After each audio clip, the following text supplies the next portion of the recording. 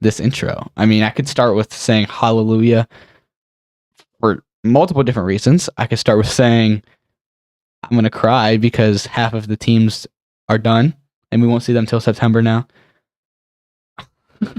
I don't really know what to do, but honestly, I can say yesterday's week 18 was one of the more crazy, action-packed, high-stakes, weird. There's a lot going on in yesterday's game, and Austin and I are here to recap the games and get you ready going into the playoffs. It should be a lot of fun. This is K&A Football.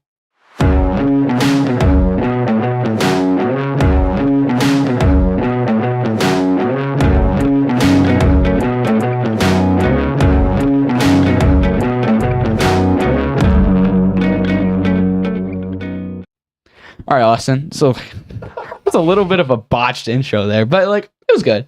Was it? I mean, the games yesterday, before we even get into them, were just crazy, I guess.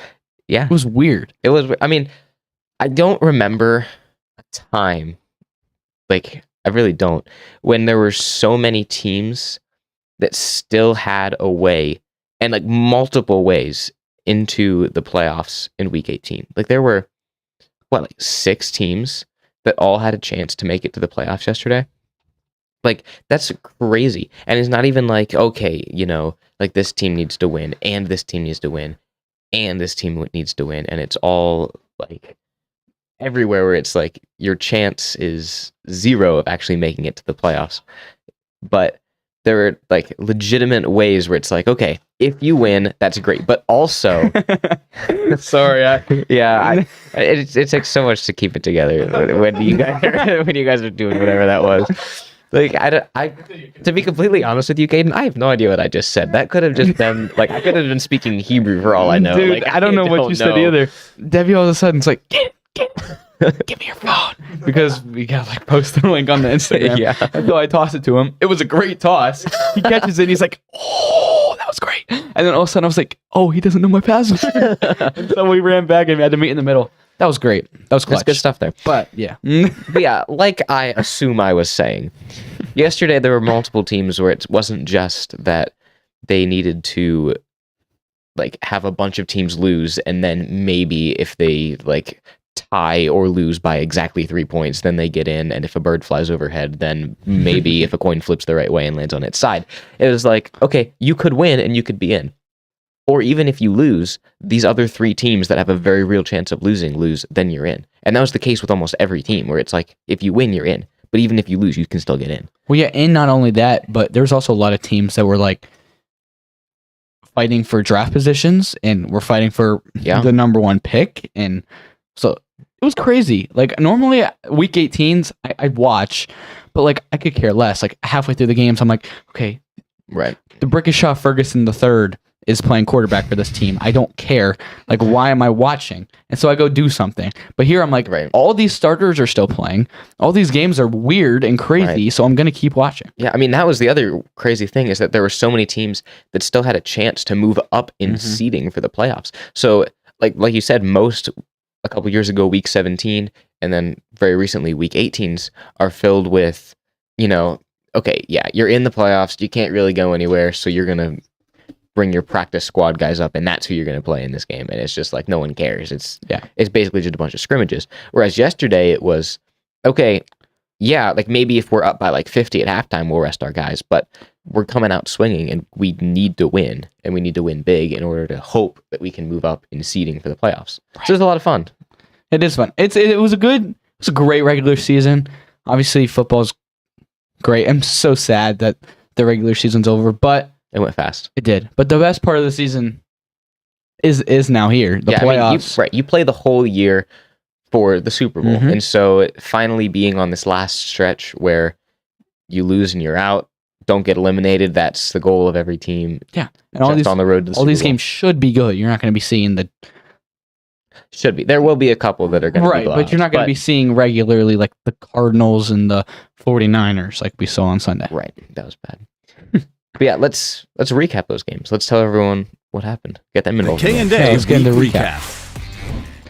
Okay, so what's the first game we got going on here? I really don't know. This will be the Chiefs game.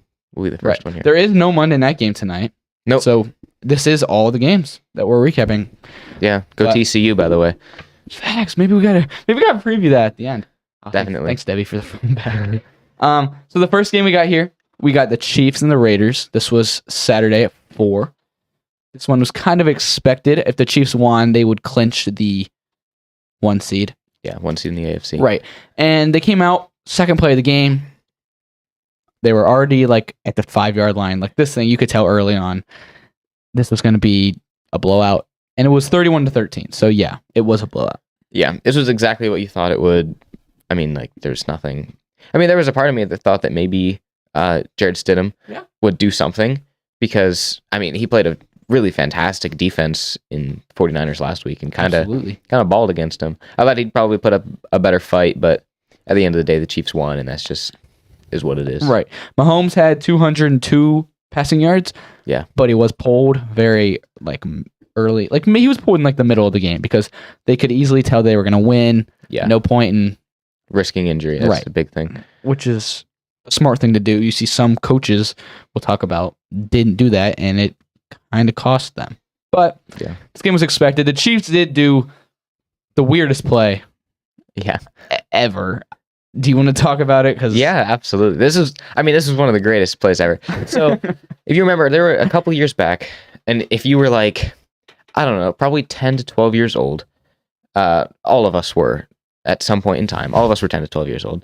And, you know, all of us have the exact same experiences in life. I believe that everyone lives the same life. It's just how it is, you know? Agree. And so, what I'm saying is, right, it's like, every single one of us can say that at one point in our life, at about 12 years old, we were I don't know what's going on. We were sitting in our beds and then like watching like YouTube on like an iPad, and you'd watch like, you know, world's top 10 most scary roller coasters, and like everyone watched that video. I completely agree. Yeah, I completely agree with that. So this is the same thing where everyone saw this video and like the stupid like YouTube thumbnail where it's like craziest plays in football, and there was one where these college people. Oh my gosh! I know exactly where you're going. You're right. They were all. This is college play. I don't remember the teams. It was Michigan. It was Michigan. Yeah. They're all staying in a single file line with the center lined up, and then they all file out into their positions, and they snap the ball immediately. And it was fantastic because that doesn't give the defense a chance to read what you're going to do. It doesn't give them a chance to look at your personnel. It doesn't get a chance to look at who you have in the box. Like there's a whole bunch of stuff,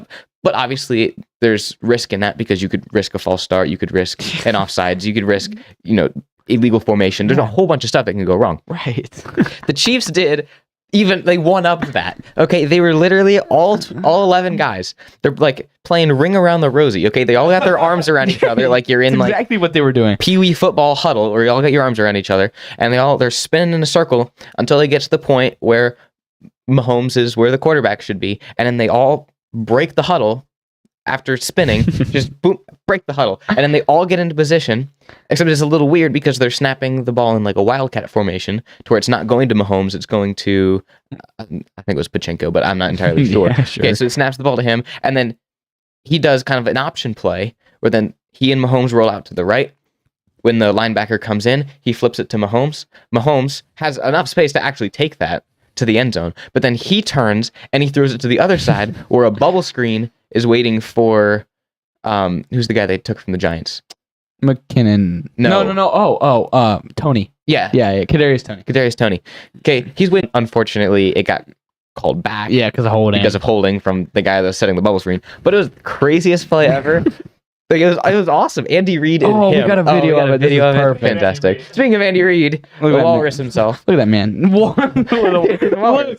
Like that's literally like the playground ring around the rosy. That's exactly what it was. It was, and they snapped it to McKinnon. Yeah. Pitches it back. Pitch it to Mahomes. And he did have a lane to go. He did. Ball screen. And then the holding is very blatant. Like you could tell it was going to be holding, but it was. Yeah, like that's a whole day and night. But you know, like, it's a fantastic play. I said a couple weeks ago that Andy Reid is like the most fun head coach because he's an old guy. Yeah. He's an old school coach. I mean, he coached the Philadelphia Eagles for like ever, and like he's so good as a coach, like so old school, but at the same time, he's like willing to try new things. He's willing to have the players have fun. was a fun play. Now it was a little disrespectful to the Raiders. There's a whole bunch of stuff on Instagram about it, but that's fine. You know, it's a fun play, and everyone loves it. It's a awesome. great play. But yeah, not much to talk about in that game. Yeah, we did spend a lot of time. They clinched the 1 seed, but it was worth it. You did the play to get the recognition for sure. Exactly, play needs the recognition. This game was good. This is a huge game for the playoffs. This was the Tennessee Titans at the Jacksonville Jaguars. I say at because that definitely played a big part in this game. So Jaguars are at home. We were both kind of expecting a Jaguars win, but kind of more of a blowout. Yeah, right. Like the Titans have fall off. I mean, they were 7-3, and now they're 7-10, or something like that. I mean, they've completely fell off, and the Jaguars hitting their stride. It's like this is going to be a blowout, but it was a neck and neck game the whole way. Jaguars were really playing down to the Titans' competition on them this game. Yeah, their defense played out of their minds, but very late in the game, like 3 minutes to go, they got a strip sack on Josh Dobbs, the scientist, aerospace engineer. Yeah. And he's smart enough to see no rockets, but he can't see the blind side. But whatever, he got hit, fumbles, perfect bounce. I mean, that was completely bailed out. If that bounces like a normal football, like boom, boom, boom, boom, boom all over the field, it's just they're gonna fall on it, and they're probably gonna punt because Trevor Lawrence hadn't done anything this game. But it's literally like a basketball. It bounces straight up right into Josh Allen's hands, and he takes it away for ultimately the game-winning touchdown. I mean, yeah, it was incredible. I mean, the defense won them that game. Sending a corner blitz on a big situation like that is gutsy at the least. And I mean, Trevor Lawrence he looked bad. I'm not gonna lie. I got a stat somewhere. I actually took more notes than normal this episode, so that's good. That's good. He had 212 passing yards, which is just like mediocre. It's nothing crazy, but that's not going to win you a win or go home game. Right. You need a lot more than that. And he should have had a lot more than that. I mean, he was missing open receivers like it was his job. I mean, it's like literally like he was overthrowing receivers. He was throwing it to their feet. It was like, come on, just narrow that out a little bit, and you'll be fine. I mean, you would have got some more first downs, would have finished off the game. But at the end, it was the defense that won them this game. And I mean, more than that too is Josh Dobbs throwing a check down on 4th and 15, which is just stupid to end the game. But the Jaguars got in, and that's the storyline. That's what ended up happening. So right, it is going to be interesting to see how Tennessee does it, because obviously they got their running back, but that's about it. I mean, and they got their tight end. We do know that. Yeah, you don't know that. Yeah, I know. The Titans got their tight end, if you didn't know. Apparently he's a rookie, and he's a beast, and I cut him, but whatever, in Dynasty. But it's going to be interesting to see, because Ryan Tannehill, he's gotten them to the playoffs multiple years in a row, the 1 seed. But everyone's like, okay, he's not average. He's a little worse than, I guess, Kirk Cousins. And Kirk Cousins is that mid-tier. So I guess he's just a little bit below mid. Yeah. And now he doesn't play, and you completely fell off. So it's like, is Tannehill really like that big of an aspect of your team that without Tannehill you just completely fall apart? Right. Like, do you start Malik Willis, who you drafted this season, like to be your future quarterback? Do you rest him for another year? You obviously need receivers. All you have is Derrick Henry and a mid tight end. And your defense is pretty good. I mean, holding the Jaguars, they played very good, but they have no receivers. Their O-line's suspect. A lot of questions. A lot of questions for a lot of teams going into the offseason. It'll be interesting to see the offseason moves. Yeah. So, it's good. So, Browns at Steelers. Mike Tomlin, continues the incredible streak of not having a losing season. I think as the head coach of the Steelers. Like, I don't know when he started, but since 2004, he hasn't had a losing season, which is ridiculous. Like, he's had as many winning seasons as years I've been alive. Okay? Like, this dude is crazy. I mean, he's honestly, first off, Hall of Fame head coach. Like, when he retires, he's going to the Hall of Fame. Like, that was already known. I think. But like, the fact that you can just, with this roster as well, squeak out winning seasons, and honestly had a chance at the playoffs until the very end of the Dolphins game, which we'll talk about. But, I mean, he is a fantastic head coach. Realistically, the Steelers should not have won 9 games this year with the roster they had, but just based on his coaching, he got them all the way there. One of the best to ever do it. I hate that he's in our division, and I hate that he's such a good coach, but It is what it is. Yeah. I mean, I'm not one to cry about refs unless it's for my team or something like benefiting my team, like if it's a normal game, I'm like, it's football, but I will say the refs in this game were pathetic. I mean, you could tell pretty early on that they weren't going to let the Steelers lose this game, which I don't think the refs really decided the outcome. I think the Steelers played well enough and the Browns played bad enough to the point where it was like, yes, maybe it would have been closer, but I still think the Steelers would have won the way that they played. But the calls in this game were a little pathetic. I mean, there was a face mask that was horribly missed. I mean, there was just ticky-tacky foul calls here and there. It was a little ridiculous at times. I mean, the Steelers scored 15 points based solely on, quote, pass interference calls. Okay, if you want to go look at those calls, the first call, they called it on the safety, and he was streaking across the field and didn't touch the receiver until the ball was already on the ground. Okay, so there's no pass interference there. On another one, there was George Pickens in the end zone. The corner gets his hand on the ball before he touches Pickens, and they call that, which gives them a first down, and ultimately they score and get the 2-point conversion. So, yes, the refs were really bad in this game.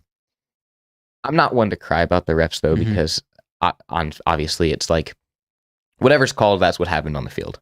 You're not getting that back. You can cry about the refs all you want, but at the end of the day, that's part of the game, too, and you have to overcome that as well. Yeah. So, how did crying to the refs work for the Saints in the NFC Championship? It did nothing. Right, it didn't. Well, they did something, The guy got fined or fired or something? No, when that terrible pass interference happened, the next year the NFL tried their hand at reviewing pass interference calls. True. That went away as soon as it started because they realized how terrible of an idea it was. Awful, yeah. But you said when we were picking this game, the Browns will win this game if they do 3 words. Yeah, I did. It was run the ball. Yeah. Nick Chubb in this game had 12 carries for 77 yards. Yeah. Which 12 carries for 77 yards is really good. Yeah, that's a lot of yards for 12 carries, but 12 carries isn't enough to give to Nick Chubb. Exactly. That's why you're not winning games. I hate to break it to you, Browns. I know. Congrats to the Browns. They did fire. Hey, we fired Joe Woods. Yeah. The bad man is gone. One of the bad men. Apparently you got to fire whoever's calling your plays, too, because... That would be Stefanski. Right. Stefanski said that he might not be calling the plays next year, which is like... Probably should happen. This probably shouldn't. But we'll see what happens. The Browns need to work on a couple of things. We need to work on what we're going to do at running back with Kareem Hunt probably leaving. Work on our defensive line with Jadeveon Clowney leaving. Sign a defensive coordinator. Right, get a defensive coordinator. So there's a lot of things that we have to do, but the future is bright. We have a lot of young guys, including the franchise quarterback Deshaun Watson. We just need to learn how to use him and the run game in tangent, and we'll be much better. But yeah, good job Steelers, I guess. Good job Mike Tomlin, realistically. Right. Last time we will see, maybe the teams that aren't in the playoffs, maybe I'll say last time we see this team this year. So last time we saw the Raiders, Browns, Titans. Yeah. All right. Ravens at Bengals. This is the Bengals sort of revenge game. They were they felt very cheated. As they should. As they should feel. I mean, obviously, the DeMar Hamlin situation last week is completely out of their control, out of anyone's control. And, I mean, what the NFL ultimately decided on benefited everyone but the Bengals. I mean, it was kind of like the Bengals were getting penalized for that. It seemed like that's what they were saying, at least, because the Bengals could have had the number 1 seed had they won the game, but now not playing the game, there was no chance they were getting the 1 seed.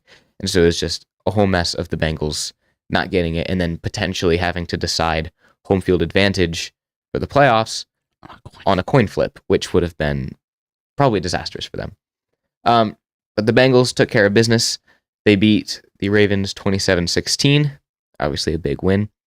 I think the bigger storyline of this game, I mean, obviously we all knew the Bengals were going to win this game. Bigger storyline being the Bengals had less than 100 yards in the second half. So the Ravens started to really turn things on in the second half. The Ravens didn't even start Tyler Huntley. Okay. Which is big, I think. It is, but I mean, I think these two teams play next week. They do. This is the wild card round. So the Bengals, they didn't lose, so there's no coin flip. So the Bengals will be home. It'll be literally Ravens could stay in Baltimore, but it is concerning now because the Ravens completely turned it on in the second half, and they're like, maybe they found something. Maybe they clicked. Yep. Maybe they're going to keep rolling into next week. And there's a lot of, I guess, anticipation and hope and optimism that Lamar will be back this week. So if he is back, obviously that is huge. He is one of the better quarterbacks in the league. And Anthony Brown, he was their quarterback this week. Yeah. Yeah, Anthony Brown. Like, nobody knows who that is. Most generic name ever. Yeah. He had 286 passing yards. That's not crazy. But for Anthony Brown... Right. Clearly third string guy.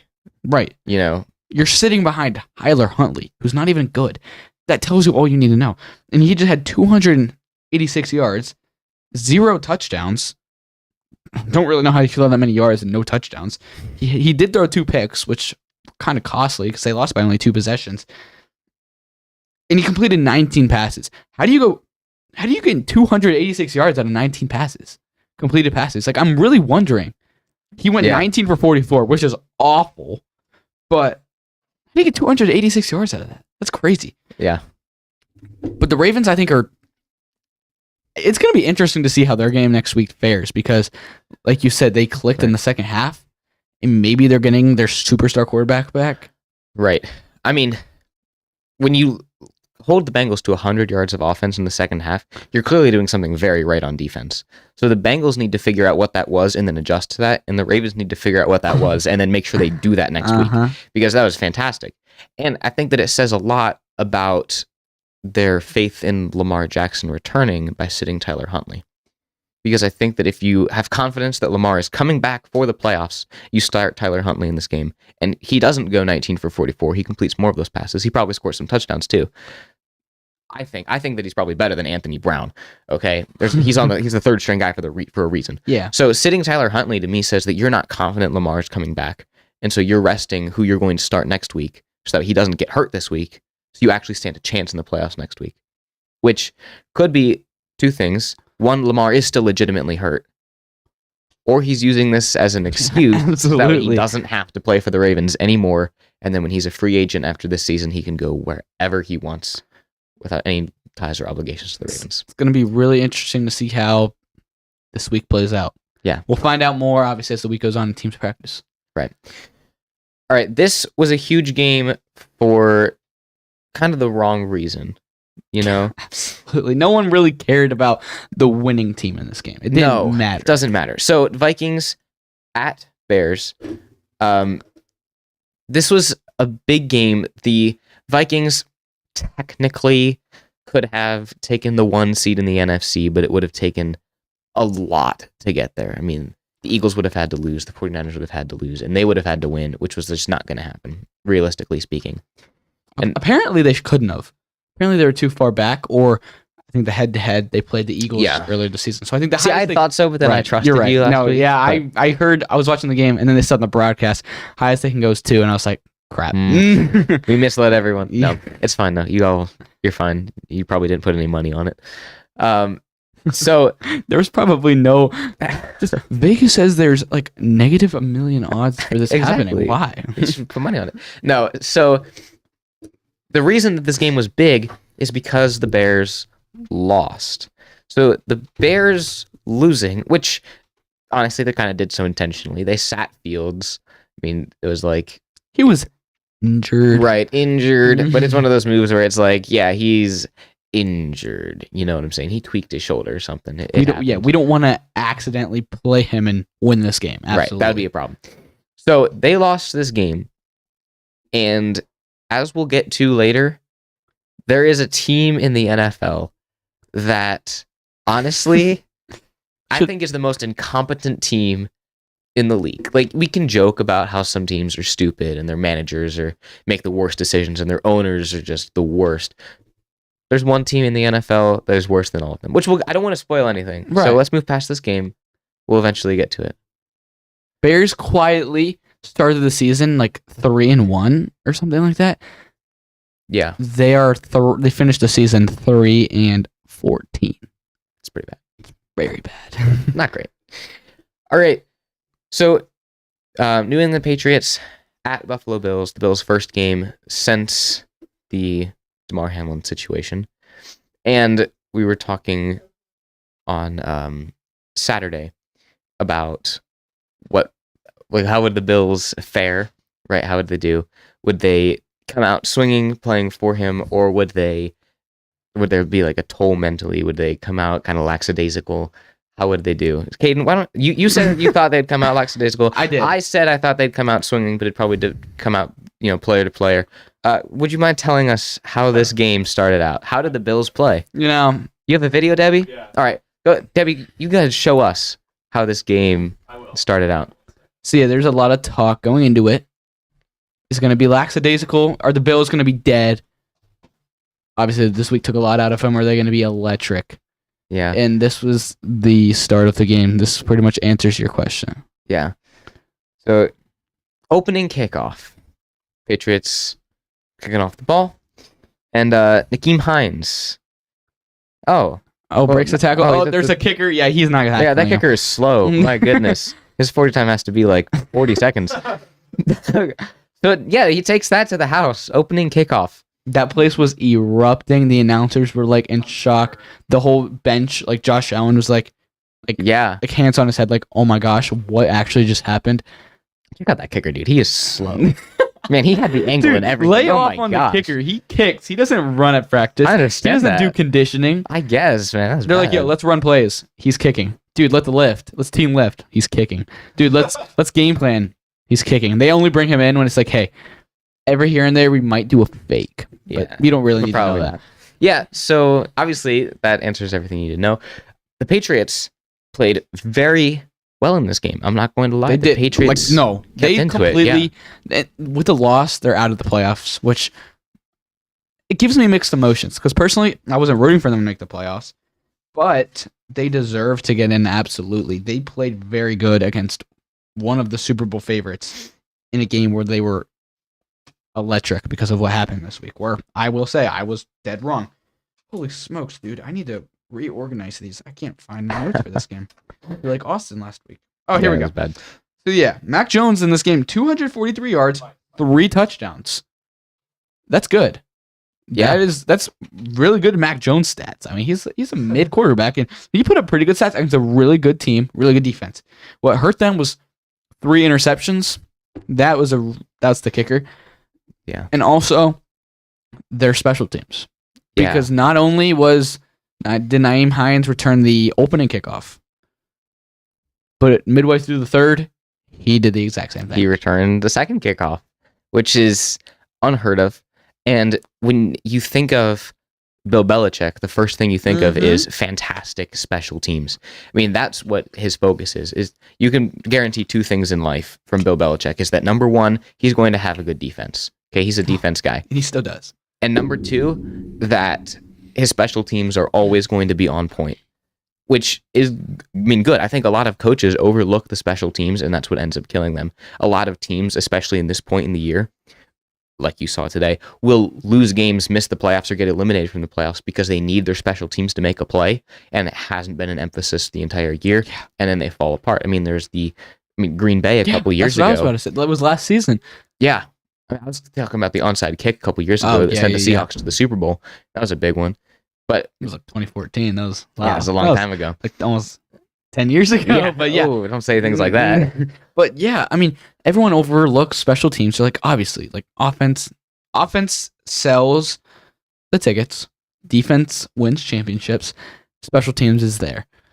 But if you don't have a good special teams, you're not winning games. Yeah, special teams is what will close you the games. Right, special teams, they don't get you love when they're good. But they sure get the hate when they're bad. Exactly. Like if they're good, yeah, they're helping you win. But they're not going to win you the game. No special teams wins teams games. But special teams absolutely loses teams games. And if you don't have a good special teams, you're in trouble. Yeah. I mean, the Packers were the 1 seed in the playoffs last year. Horrible special teams, lost first round. I mean, yeah. A couple, obviously, I feel like you can find things in anything. You can read between the lines, and you can dig out anything. But Damar Hamlin, number 3 on the Bills. Yeah. I feel like I'd be remiss to not point out that First off, Josh Allen had 3 passing touchdowns. Bills defense caught 3 interceptions. It had been 3 years and 3 months since the last Bills kickoff return for a touchdown. And then right before we started recording, actually, Damar Hamlin was released from the hospital. So he is home, allegedly.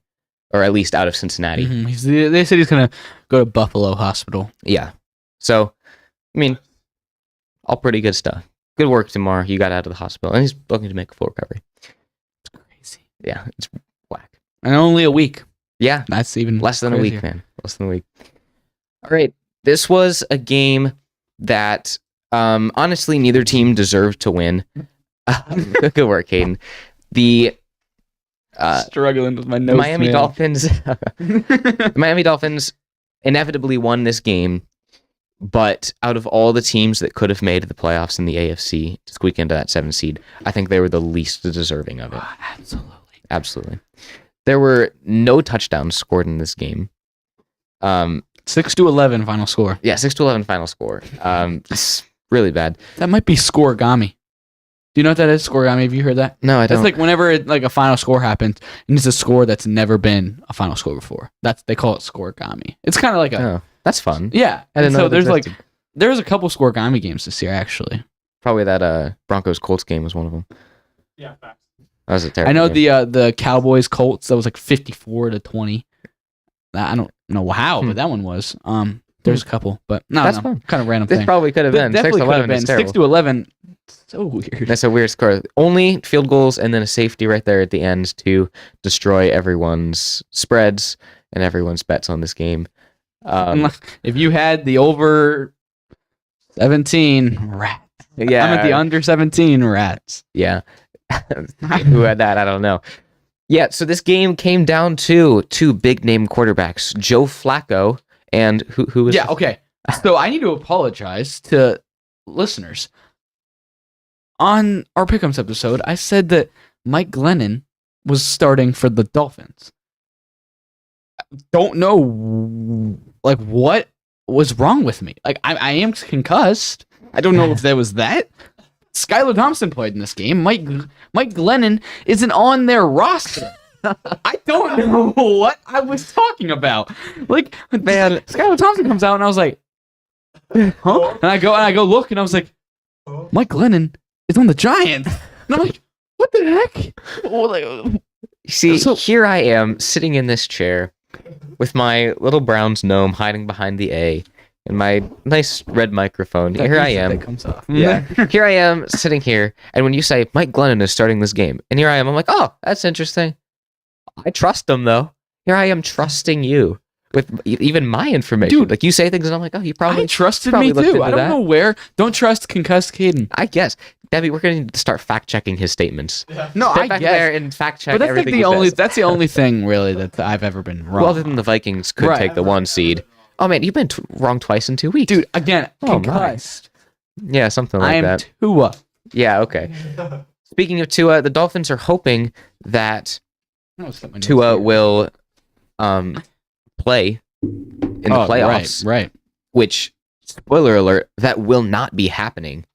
Like, Tua should never play football again. I'm like, Will he? will he? Probably. Like, Yeah. someone's going to be desperate enough. They will but drag him on the field. they will drag him on and they will play him. But I expect that Teddy Bridgewater will play next week. I don't know, man. Broken thumb.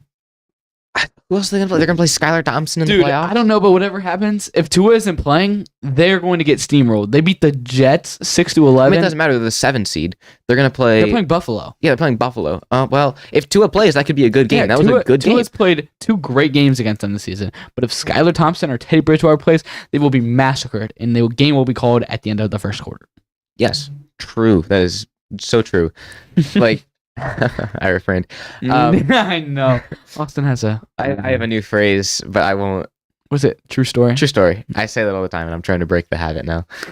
But yeah, that's enough for this game. This is a terrible, Right. terrible score. Get that off the screen. So this game, we got the Bucks and the Falcons. Storyline of this game: Desmond Ridder, 224 yards. Tom Brady, 84 yards. Yeah. Desmond Ridder outplayed the GOAT. Okay, Tom Brady got pulled midway through the first half. But yeah, kind of expected. I mean, Yeah. the Bucks. I was surprised they even came into this game with starters. Yeah, I mean, right. You can't go anywhere. You're the 4 seed in the NFC, and there's nothing you can do about that, right? Like, you can't move up. You have no chance of moving down. You're the 4 seed. Congratulations. That's just all there is to it. But I understand from a coaching perspective wanting to start your starters. Obviously, there's the risk of injury, but at the same time, you've just finally started playing like an NFL team instead of a D3 college school that specializes in basketball. Like, you're finally hitting your stride. You know what I'm saying? So I understand wanting to, at least for the first half, start your starters, have them massacre the Falcons, and then pull them at halftime, right? Go into the playoffs with momentum.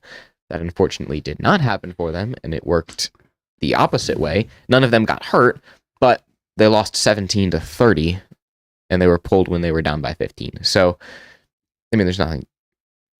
Falcons won. Desmond Ridder got his first 2 career touchdowns. Yeah, he did. Tap inside. So I'm going to ask you a question. Yeah. Tap into your little gnome beard thing you got going on right here. Okay. I thought you were talking about me for a second. No, I got really offended. You ain't got no beard. I guess. The one sitting next to you. All right. And do you think that ain't no beard? That's the head. All right. Do you think Desmond Ridder will be the Falcons starter next year?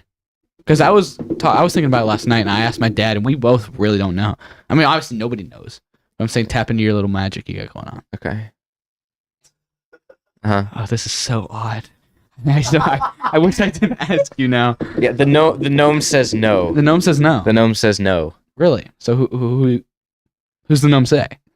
The gnome doesn't know, but it's not gonna be Desmond Ridder. Okay, he looks ill prepared for the moment. The gnome or Desmond Ridder? Desmond Ridder. The gnome or Desmond Ridder. Yeah. So I think that last year's quarterback draft class was lackluster in its hype.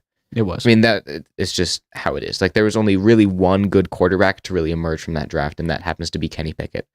Purdy. I mean, Brock Purdy too, but he wasn't even on the radar as someone who could be picked. Mm-hmm. So, like, right, no one knew he existed until he was picked. So, I mean, the quarterback draft class was just bad last year. Like, there's just no way around it. So the quarterbacks that were drafted, I don't think are going to be like legitimate starters other than Purdy and Pickett.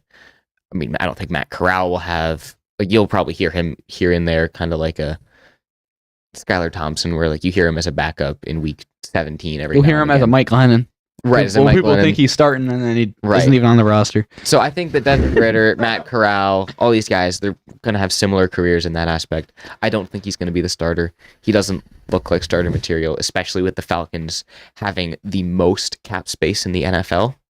I think that they're probably going to sign, I don't know what their contract with Mariota looked like. I think it was only a year.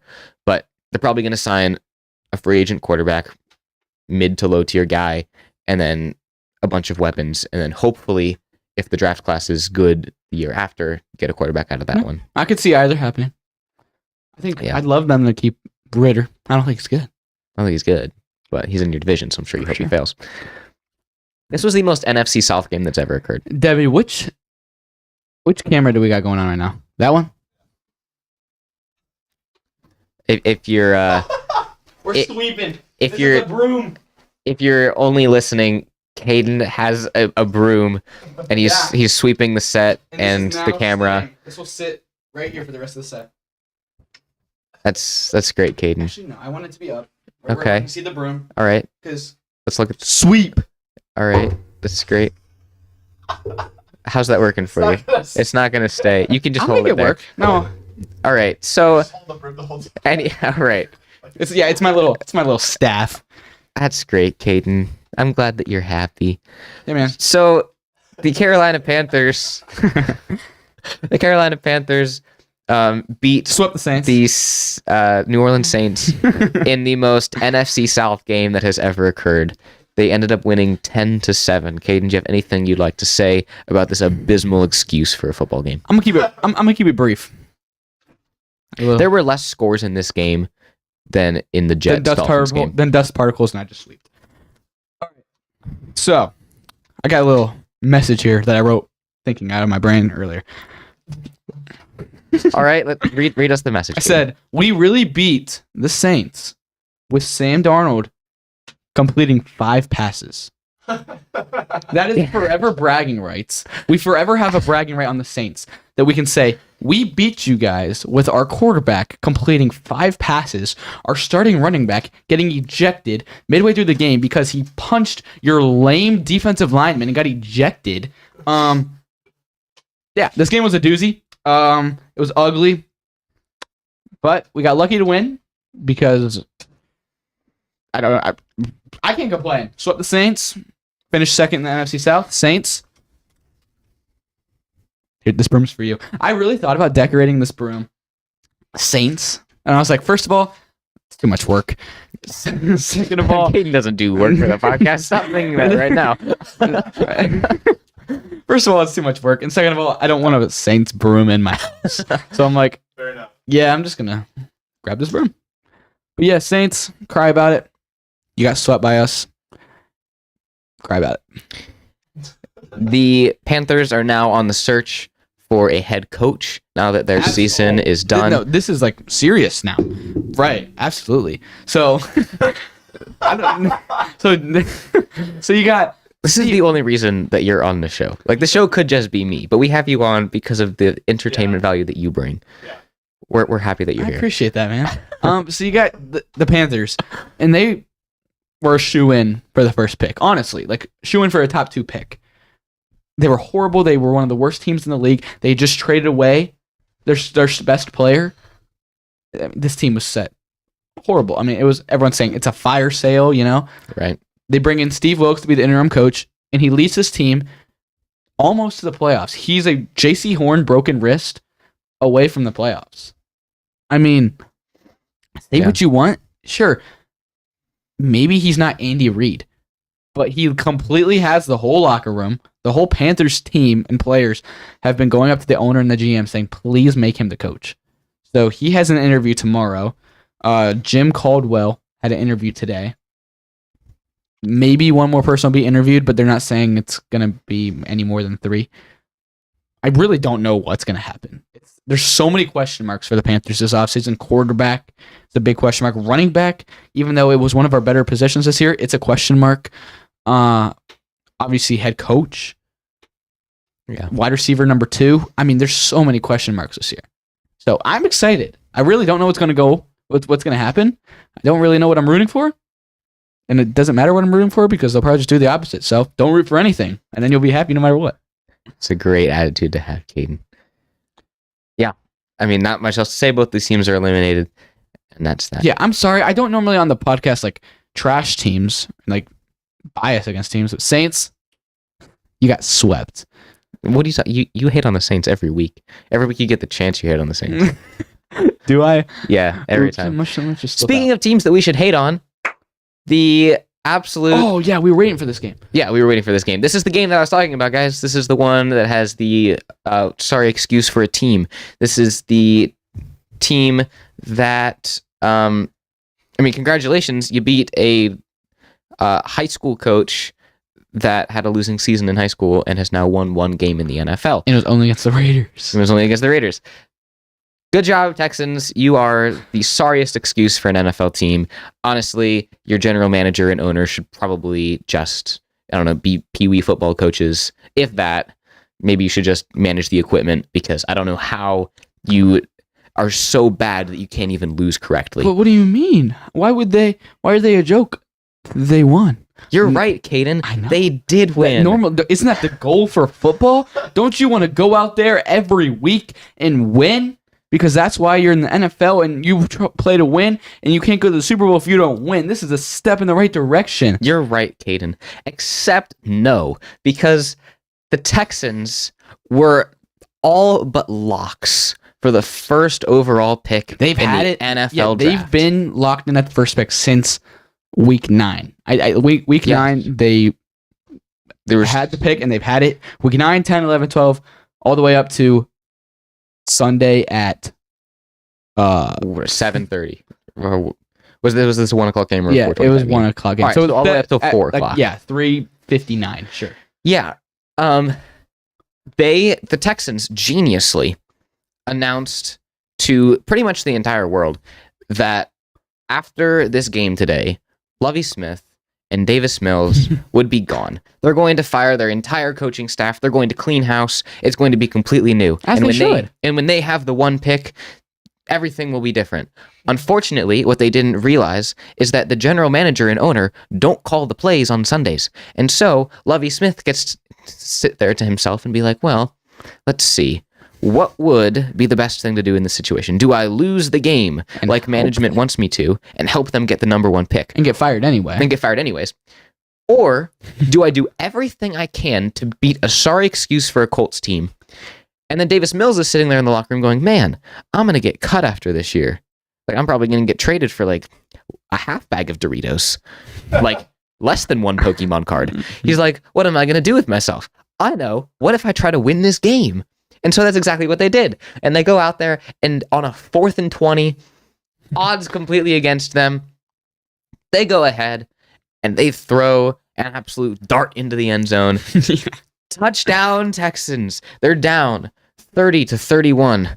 Do they kick the extra point? No. Gutsy call. They go for 2, get it, win the game, giving themselves the 2nd overall pick and giving the Bears the 1st. And you might be like, oh, it's okay. I mean, the Bears, they got Justin Fields. They're not, like, the Texans are still going to get Bryce Young or whatever quarterback they want, assuming probably Bryce Young. But no, the Bears, they don't need to pick a quarterback. A lot of teams are going to need a quarterback and really want Bryce Young or CJ Stroud. So they're going to get a lot of calls to trade down, and they're going to get a lot. And so the Texans now are more than likely going to get jumped. And some team's going to take Bryce Young, and they're going to be stuck with CJ Stroud. Don't get me wrong, CJ Stroud will probably pan out fine, but he's not going to be Bryce Young. Yeah. You just completely sold. Like, that was horrible. Honestly, man, it makes a lot of sense if you told me that the Colts were tanking this game. Yeah. Texans are in their division rival. They don't want to play Bryce Young every year for the next twice a year for the next 15 years. Sure, no one knows how he'd pan out, but you don't want them to have that. Right. So you lose the game. You suck. So everyone already assumes, like, yeah, you guys are just horrible. That's why you lost. Dude, did you see that 4th and 20? That thing, the corner jumped and it goes through his hands. It's like, dude, if you literally, like, instead of doing this, went like this, the game is over. You know? Yeah. It almost seems like you wanted the Texans to win and completely screw them over. And that's what happened. Yeah, it sure seems that way. And I'm not complaining. Bears have the first pick now. Yeah. A lot of teams are going to be interested in trading up for the Bears pick for sure. Yeah. In the chat, we have a statement, kind of a take. See what you guys think about it. Wixful says, I'm glad Texans won. I hope Bears trade and someone picks up Bryce Young. CJ would be better for the Texans. What do you think about that? I mean, personally, as a Buckeyes fan, coming from Justin Fields, I loved Justin Fields. I was used to Justin Fields for the Buckeyes. He was great. And then CJ Stroud came in. I didn't really know much about him coming in. And everyone's like, dude, this guy's supposed to be the truth. This guy's supposed to be better than Justin Fields, Yeah. maybe. And he came in, like, he was like so average. I'm like, this guy's not that special.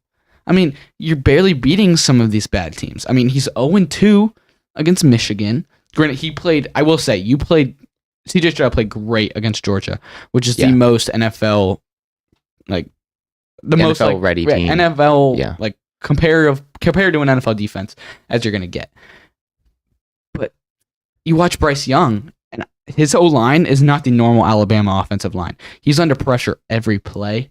His receivers, he doesn't have Devontae Smith back there anymore. Like, he's not got the normal Alabama receivers. This is not as good of an Alabama, it's not like a complete Alabama team. Right. But I think Bryce Young is one of the best Alabama quarterbacks I have ever seen with a lot less weapons. If you put Bryce Young with the team that Tua or Mac Jones had, I think he is, like, there's not even a debate about it. And he plays teams in the SEC every week instead of Rutgers and Maryland. Right. And how have how have Ohio State quarterbacks fared?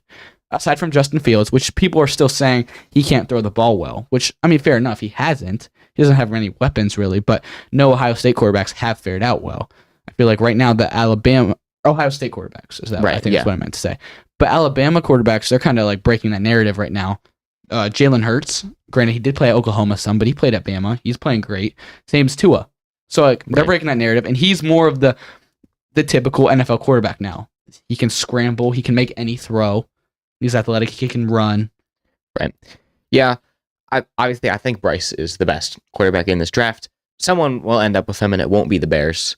I don't think it'll be the Texans either. I don't think it'll be the Texans. So if you are wanting CJ Stroud, very good chance you're going to get him. Yeah. I mean, don't get me wrong. CJ Stroud and Bryce Young both deserve to be top 5 picks. I think they're both going to have great careers, but I think Bryce Young will be better. Yeah.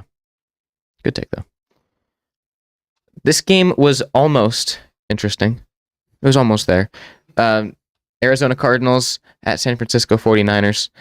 At halftime, this game, the 49ers were up 14-13. And you're thinking to yourself, how? The Cardinals were starting David Blau at quarterback. If that's not, you can't tell me that's not the most just like tank for the pick. Well, that's all that is. That's the most like what? Like Northeast Ohio name ever? Like David Blau? Yeah.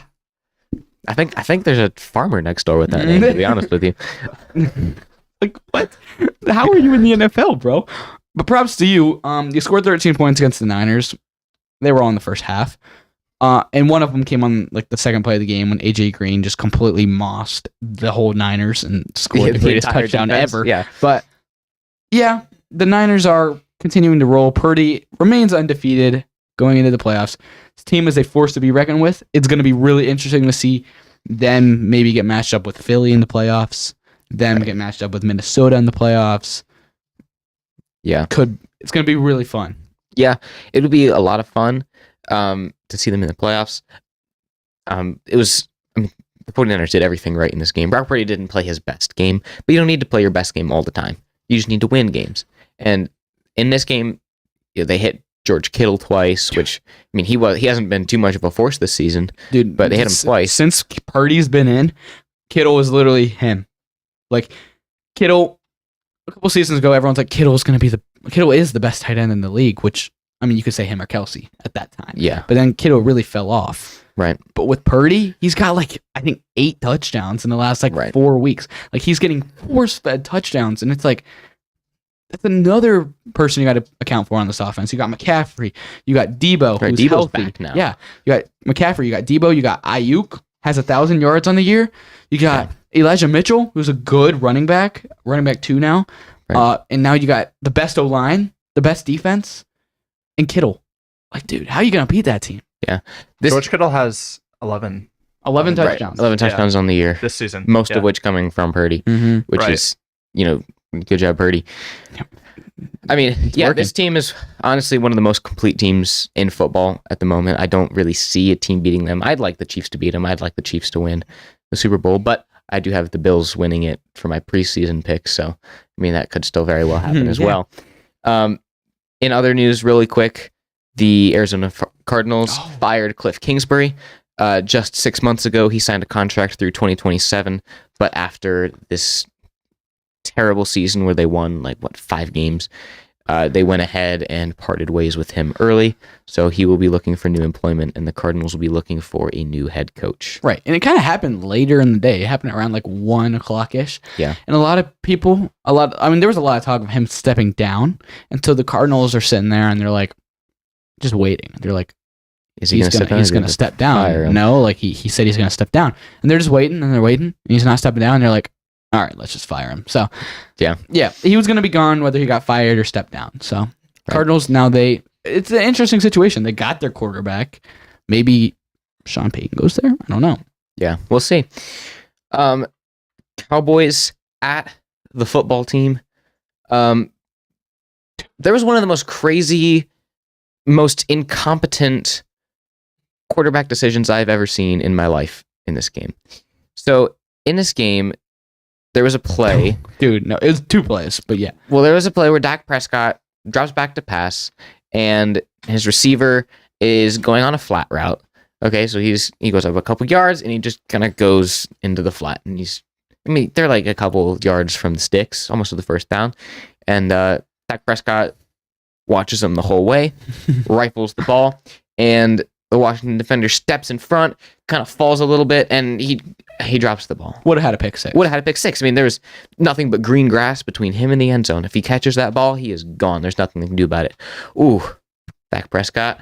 Let's not do that again. Dodges a bullet. That was a close one. I got really lucky there. Whoo. Okay, very next play. I kid you not. Same receiver, same route, same corner. Dak Prescott does the same thing. Snaps the ball. Watches the receiver the whole way. Doesn't see the corner. Yeah, okay, yeah. Debbie's got it. Debbie is clutch for this one. All right, Debbie. So this is the first one. Yeah, so here we go. Receiver's back there. Okay, easy pick six if he doesn't fall. Just happens to fall over. That's unfortunate. Next play, same exact thing. Same exact play. That's exactly what Austin said. And it was the same corner, same receiver, same route. Right, just standing there. Like, if you're the corner, you're thinking, when he throws that ball, you're like, what is he doing? Right. I mean, you have to be thinking to yourself on that first one. You have to hit the ground. And you have to be like, man, I really messed that one up. That was gone. You only get an opportunity for a pick six once a year-ish. Right. I mean, first off, you're happy enough if you get an interception as a corner, much less a pick six. Like, that's just pat the stats right there. Like, that's fantastic. When that ball comes there the second time and you see it, you have to be thinking to yourself, my goodness, what did I do for this guy's against? What did I do for this guy's family, and why is he giving me these gifts? Dude, Christmas came late for this guy, man. You have to be thinking don't drop this one, because that's as good as it gets. Dude, Dak, 15 interceptions on the year, leading the year, and only playing 10 games now. Yeah, so that's pretty bad. Washington ended up coming away with a win in this one. They started Sam Howell. Right. Yeah, Sam Howell played in this game. Rookie quarterback. I think he should have gotten reps during the season. I think he was a good quarterback. He played in college. And he played great in the preseason. I mean, it's the preseason. But he played really good yesterday against Dallas. All right. It's interesting now to see how they're going to approach quarterback the offseason. There's a lot of talk maybe Ron Rivera will get fired. He hasn't yet. I doubt it. There's probably new ownership coming in. I think he'll stay, but we'll see. Yeah, it's an interesting situation in Washington. But Cowboys now are limping into the playoffs after this loss. I mean, not injuries, but Dak's getting a lot of hate. He's playing bad. The whole team's getting hate. Yeah, they're playing the Bucks. Tom Brady kind of owns them. So we'll see what's going to happen. It'll be interesting. They choke in the playoffs all the time. Yeah. So this was another big game, big playoff implications. The Los Angeles Rams at the Seattle Seahawks. Sorry, Jack. Yeah, sorry, Jack. If the Rams win, they knock Seattle out of the playoffs. And, that's really good. The Lions can make the playoffs if they were to beat the Packers at 8. A whole bunch of stuff. You know what I'm saying?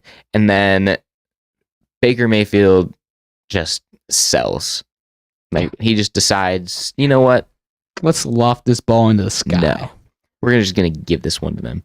So they end up just giving the ball to Seattle. And then in overtime with 4 minutes left, Seattle kicks the game-winning field goal after missing the game-winning field goal at the end of regulation. The Seahawks now have a chance to make the playoffs if the Lions can take care of business and beat the Packers for them. On Sunday night. Which the Seahawks were upset about, understandably so. Because they're like, well, if we win this game and the Lions have no chance of making the playoffs, are they going to even play hard? Are they going to do anything? Or are they just going to let the Packers walk by them and now we don't get a chance? Which is a legitimate understandably. I mean, I would be thinking the exact same thing. Probably what's going to happen.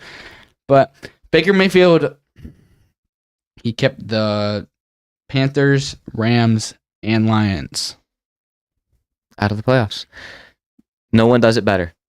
Good work, Baker. If you're looking for a tank, Baker's your guy. Texans, call him. He will not do what Davis Mills did. Is this the game-losing interception? It is. Here, you want to pause it real quick. So the Seahawks had the ball first in overtime. They had to punt. So the Rams got it. All Rams got to do is kick a field goal to win. Yep. Get in field goal range. They got a good kicker. Boom. And then they... Right, that's it. And then... they're on spot. Yeah, and then Baker does this masterclass. The common Baker. So he's looking. Oh, he wants everything because he's Baker Mayfield, and he throws it into the clouds, and then it was just intercepted. He literally, the safety, it was a great play by the safety, but the safety went out of bounds, but he was taunting. Which, to be honest, his receiver was more than wide open. Literally, all he has to do is don't underthrow the receiver to where he has to stop and wait for the ball, giving the safety a chance to cut across the field. Or if you're going to underthrow him, throw it closer to the sideline so the receiver can come back to it and doesn't have to just stand there and hope that it gets to him in time. Baker Mayfield, you're trash. We'll see where Baker goes at the end of the year. A lot of questions with the Rams as well. Sean McVay making it seem like this might have been his last game as a Ram now. That's an awful game to go out on, too. It is. But as of right now, it looks like he might resign, maybe go into broadcasting for a couple of years, then come back as a coach. Same as Sean Payton looking like he's going to do. Yeah. But we'll see what happens. A lot of questions with the Rams as well. How do they turn it around after this year? This game was, again, weird. Big game, but it didn't end up mattering too much. New York Giants at Philadelphia Eagles. Eagles needing a win to clinch the 1 seed in the playoffs. Giants, as the 6th seed, can't go up or down, decided to play... Davis Webb? Yes, decided to play Davis Webb and a bunch of guys from Mattress Firm. That's who they decided to play for this game. It was actually like the guys at their stadium who walk around the stadium and like sell like beer and and like the hot dogs. Yeah. So they're like, hey, like we appreciate you working for us this season. Do you want to play a game? You won't get paid, but do you want to play this game for us? And they're like, yeah, why not? And they almost won. They almost beat the 1 seed. But yeah, the Eagles played their starters. Giants played Mattress Firm. Yeah.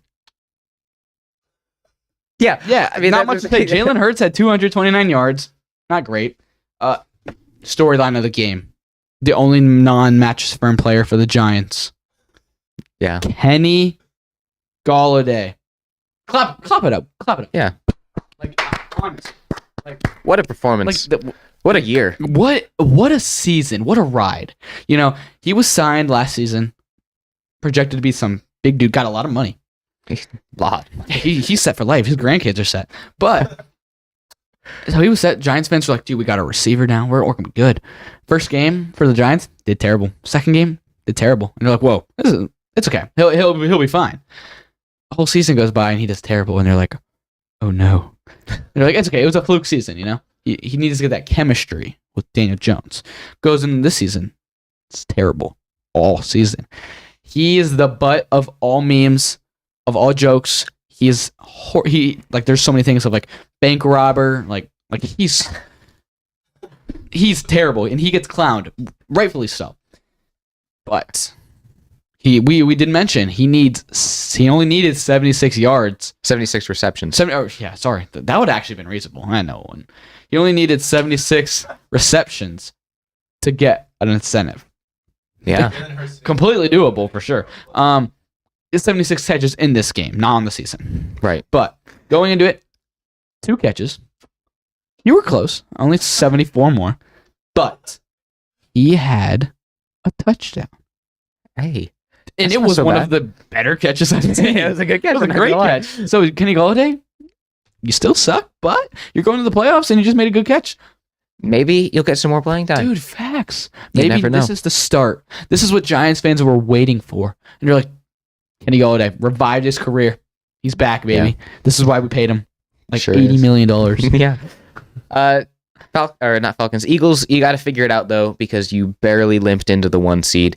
Fortunately, you have a bye week to figure things out before you play again, but you have not looked like yourselves these last couple of weeks. Mm-hmm. Very good chance they play Dallas. Yeah. Could be interesting. Yeah, we'll see. It should be very interesting. All right, this was a game that got a lot of clowning as well. Dude, I'm going to clown it right now. Chargers at Broncos. Go ahead, clown them. Chargers. Look, Herbert is a great quarterback. Mike Williams is a great receiver, but he's always hurt. Keenan Allen is a great receiver, but he's always hurt. Your whole team is good, but they're always hurt. You're one of the most injured teams ever. You're finally healthy going into the playoffs. You can't go up. You can't go down. You're playing a meaningless game. You don't have a bye week. You play next week. Let's play our starters. for 3.5 quarters. It's genius. That's a genius move.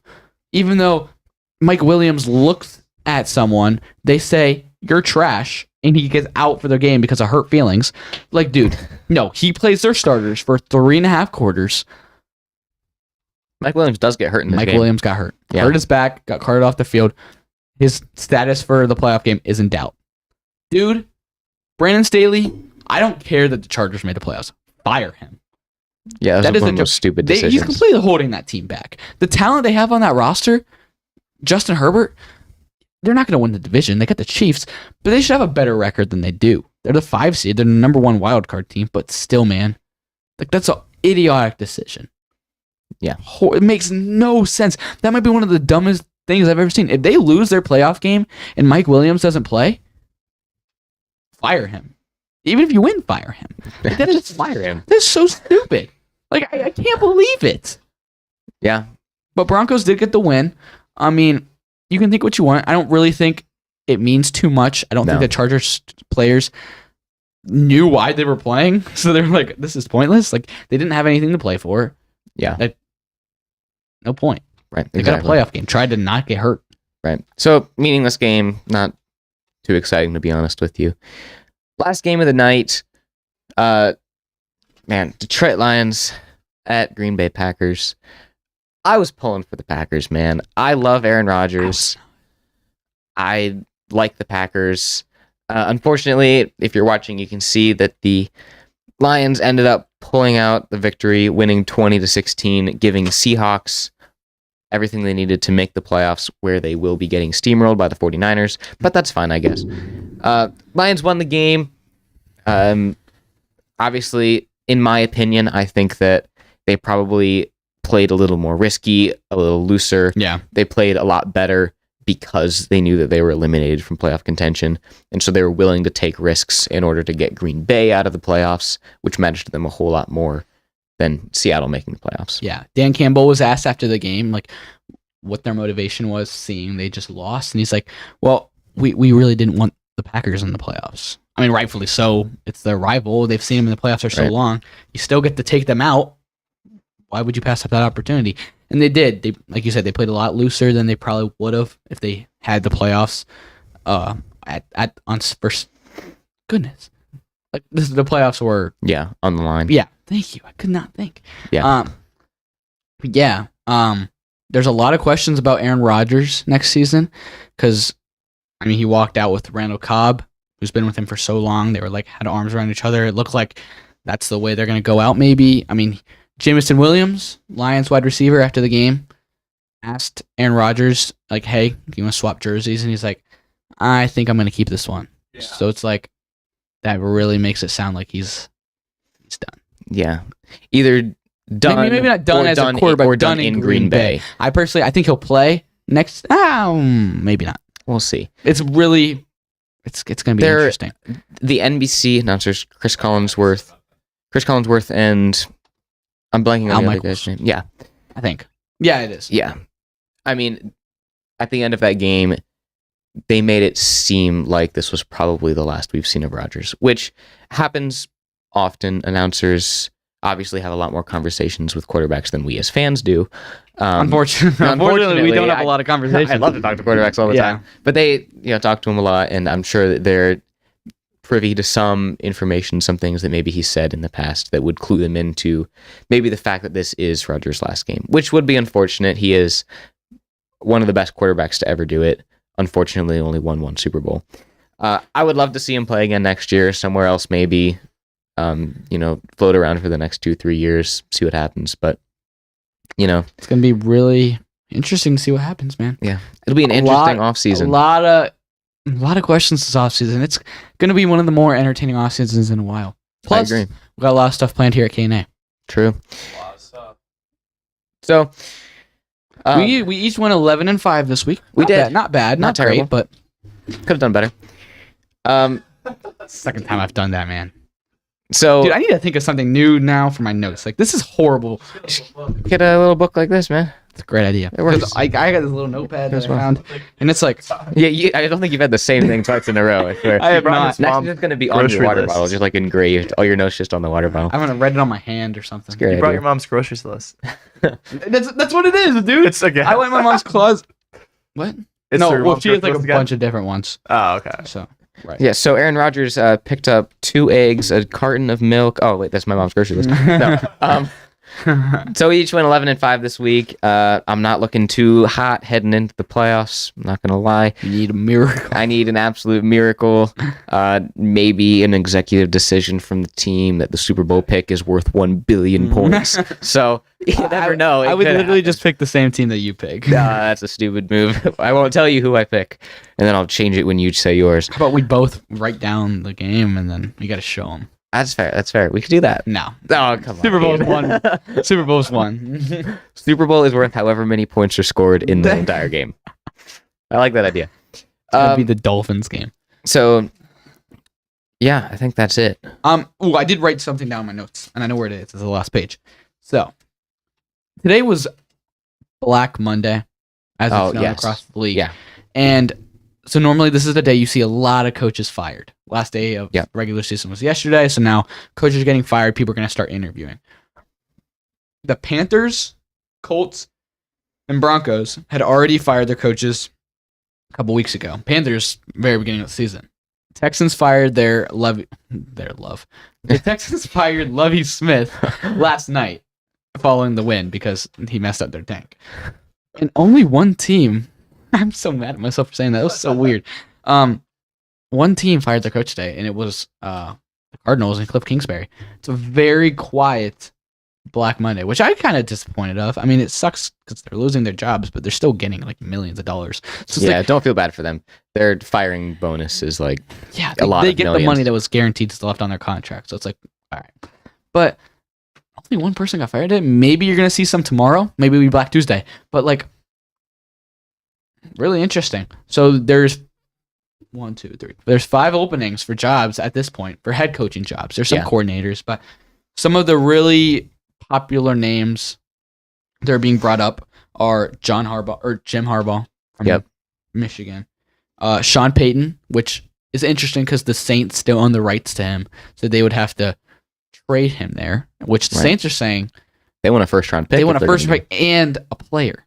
Yeah. And the Broncos are saying they're willing to do that, which is crazy. Yeah. You got Jim Caldwell. He was a Lions coach back in the day. D'Amico Ryans, who is the 49ers defensive coordinator. Great. Yep. Great D coordinator. You got Ken Dorsey, who's the Bills offensive coordinator.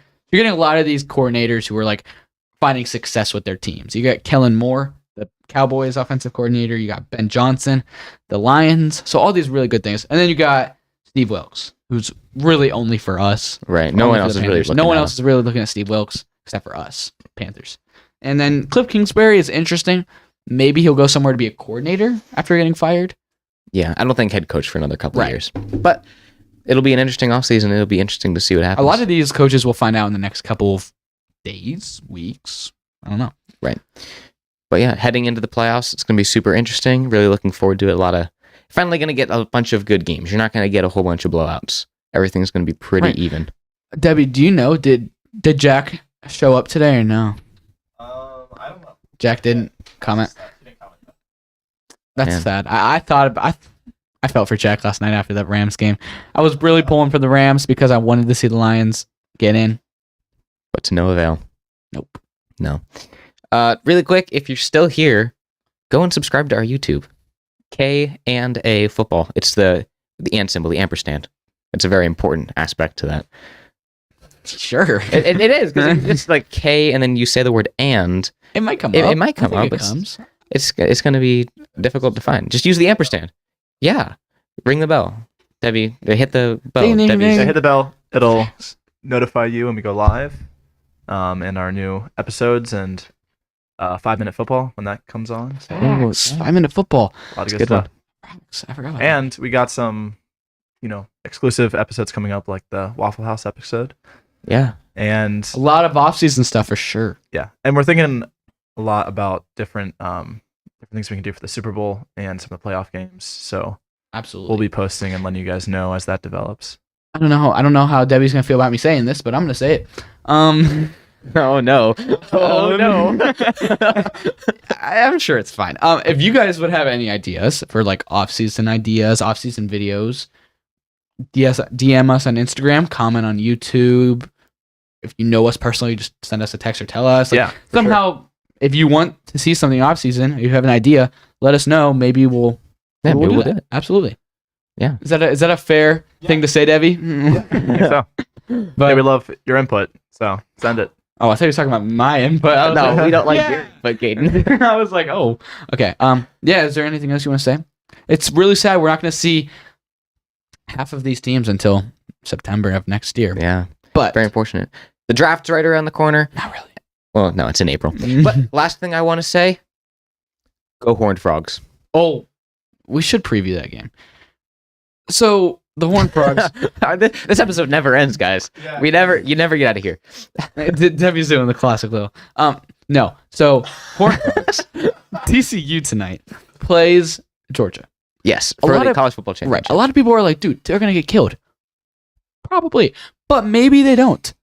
Yeah. Everyone thought they were going to get killed by Michigan, and they beat them. Their offense will score all the points possible. Their defense will give up all the points possible. Yes. So we'll see what's going to happen. We'll see. Go. Georgia's known for their defense. Their defense is their strong suit. So if TCU can pick that apart and score points, TCU's defense is absolute trash. So Georgia will probably score all of the points. So it's just going to be a shooting match between the two offenses. And hopefully that's all. All right. Thank you for listening to this episode of the KNA Football Podcast. We are going into the playoffs, which is crazy to say. The season flew. And the next episode you'll see will be our wild card playoff pick'ems, which is crazy. Thank you for listening. We'll see you next time. Thanks for watching this episode of KNA Football. You can listen to our podcast wherever you get your podcasts. And we're also active on Instagram, TikTok, and YouTube Shorts. If you made it this far in the video, thank you. You're a real one. We'll see you next time.